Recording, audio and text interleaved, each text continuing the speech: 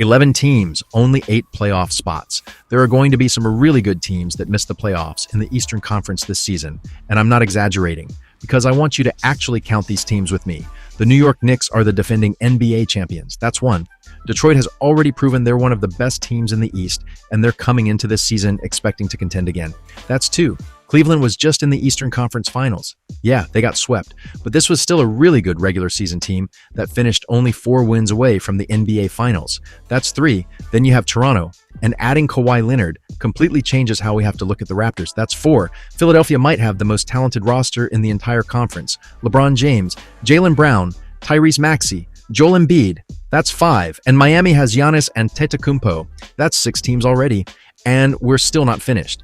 Orlando's running it back with essentially the same core under a new head coach. They're young, they're talented, and they're expecting to take another step. That's 7. Indiana gets Tyrese Halliburton back. They also added Ivica Zubac and Kelly Oubre Jr., and we already know what the core of this team is capable of. We watched them make a run all the way to the NBA Finals. That's 8, which means we've already filled every playoff spot, but we still have 3 teams left. Atlanta just made the playoffs, and now they've added Lu Dort, giving them another elite perimeter defender as they move in a new direction. That's 9.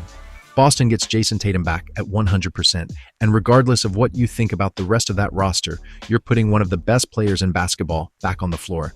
That's 10. And finally, there's Washington. They added Trae Young. They added Anthony Davis. But somehow, that's not even everything. Washington also had the number 1 pick in the draft and selected A.J. Debonsa. So you're adding 2 legitimate stars and arguably the best young prospect in this draft class. Washington might be the biggest wild card in the entire Eastern Conference, and that makes 11. Now think about what I just said. 11 teams, 8 playoff spots. 3 of these teams have to be sitting at home when the actual playoffs start, and that's assuming nobody else unexpectedly takes a massive leap. Then factor in injuries. 1 star misses a month, 1 team has a bad stretch, or you finish 7th or 8th, get thrown into the play-in, have 1 bad night, and suddenly your entire season is on the line. That's why I think the Eastern Conference is going to be way more competitive than people realize. And I'm not even going to tell you my 3 teams yet. I want to know yours first. 11 teams, 8 spots. Which 3 are missing the playoffs?